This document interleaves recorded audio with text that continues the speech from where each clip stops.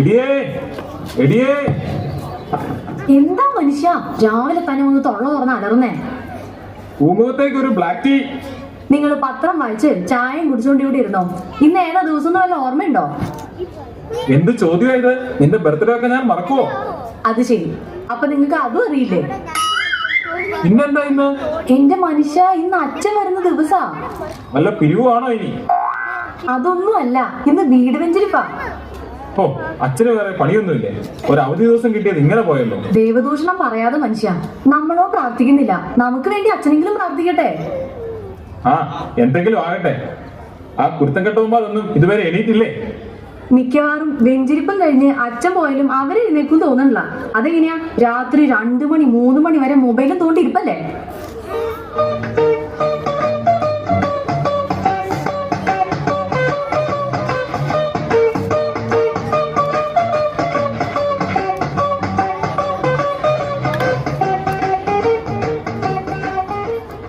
സമയം 12 മണി ആയതേ ഉള്ളല്ലോ. സാറൊന്ന് നേരത്തെ ആണല്ലോ.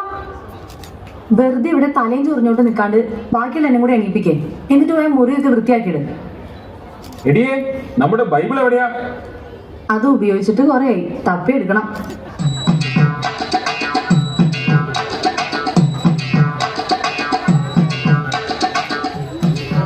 എല്ലാവരോടുമായിട്ട് പറയാം, വേഗം ബൈബിള് തപ്പിയെടുത്തോ. അച്ഛൻ വരുമ്പോ ഇവിടെ ബൈബിൾ ഇല്ലാന്ന് വന്നാൽ നാണക്കേടാ.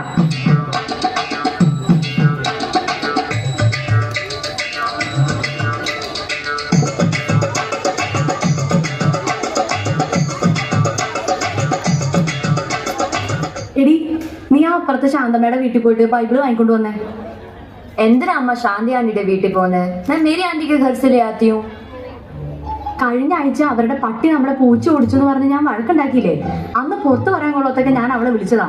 മാത്രമല്ല, അവളുടെ സ്വഭാവം മോശം. നീ വേഗം പോയിട്ട് ശാന്തമ്മയുടെ അടുത്തുനിന്ന് വാങ്ങിട്ടോ.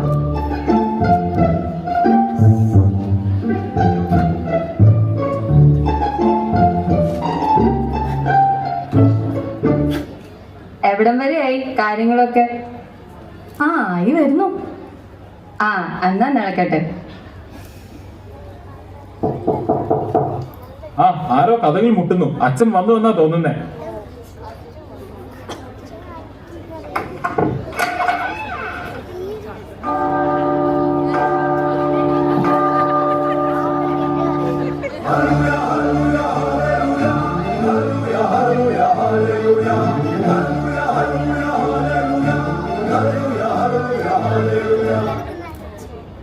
യേശു മിശിഹായ്ക്ക് സ്തുതിയായിരിക്കട്ടെ.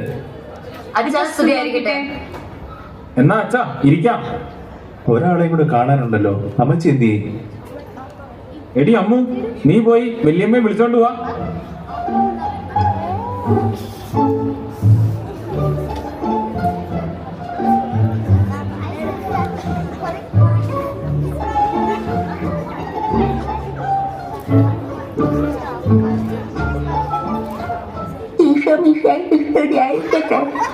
സ്തുതിയായിരിക്കട്ടെ. മൈക്കിളെ, കുറച്ചുനാളായല്ലോ പള്ളിയിലേക്കൊക്കെ കണ്ടിട്ട്. ഒന്നും പറയണ്ട അച്ഛാ, ആകപ്പാടെ ജോലി ഇല്ലാതെ കിട്ടുന്ന ഒരു ദിവസം ഞായറാഴ്ച. അന്ന് രാവിലെ പള്ളി പോയ അര ദിവസം പോക്കാം. ഞായറാഴ്ച കുർബാന കടവുള്ളതാണെന്ന് അറിയില്ലേ? അച്ഛ, കടത്തിന്റെ കാര്യം പറഞ്ഞപ്പോഴാ അപ്പുറത്തെ വീട്ടിലെ മേരി ഞങ്ങളുടെ അടുത്തുനിന്ന് 1000 രൂപ കടം വാങ്ങിയിട്ട് ഇതുവരെ അവള് തിരിച്ചു തന്നിട്ടില്ല. എന്നും അവിടെ പോയി തെറി വിളിക്കാൻ എനിക്ക് വയ്യച്ച. ആ കടമല്ല, ഞായറാഴ്ച കുർബാന നന്നായി ഒരുങ്ങി പങ്കെടുക്കണം എന്നാണ് ഉദ്ദേശിച്ചത്. അച്ഛൻ ആ പറഞ്ഞത് നേരാ. ഈ ഇടവകയില് ഏറ്റവും നന്നായിട്ട് ഒരുങ്ങി വരുന്നത് ഞാനാ. എടാ മോനെ, നിന്നെ പള്ളിയിലോട്ടൊക്കെ കണ്ടിട്ട് കുറെ നാളായല്ലോ.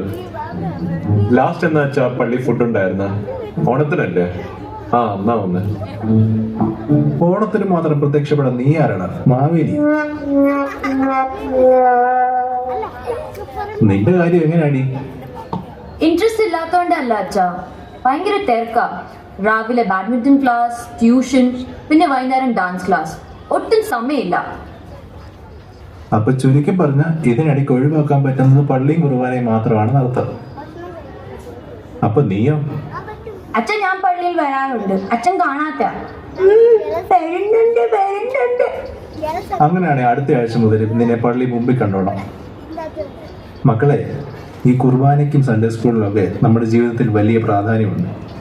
അങ്ങനെ പറഞ്ഞു കൊടുക്കച്ച. ഞാൻ പറഞ്ഞു ഇവർക്ക് ഒരു അനുസരണയില്ല.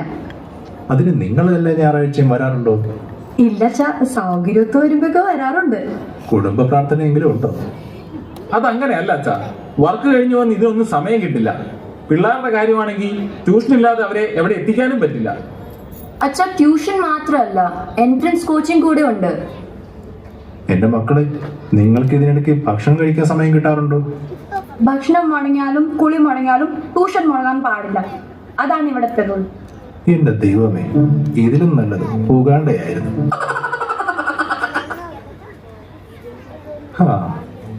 എന്നാ നമുക്കിനി പ്രാർത്ഥിക്കാം.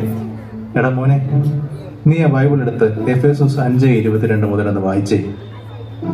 ബൈബിളും വരും.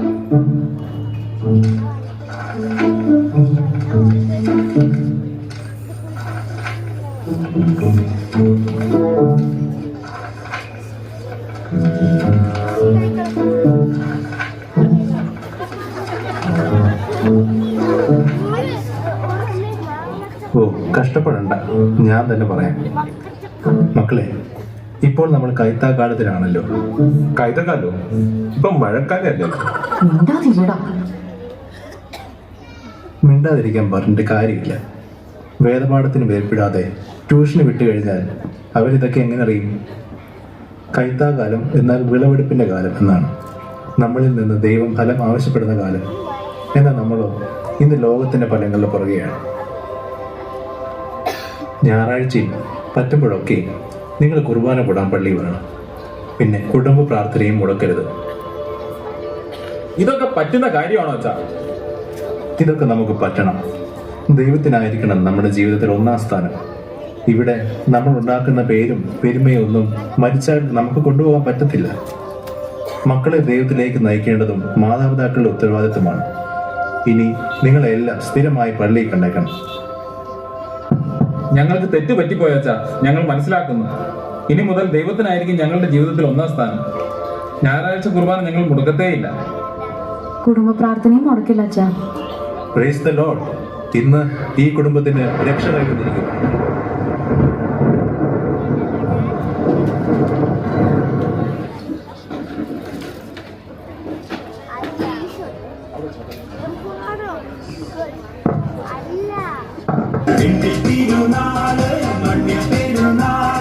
മണ്ണും പെണ്ണും ഒന്നായി ചേരും സന്തോഷത്തിൻ രാവ്.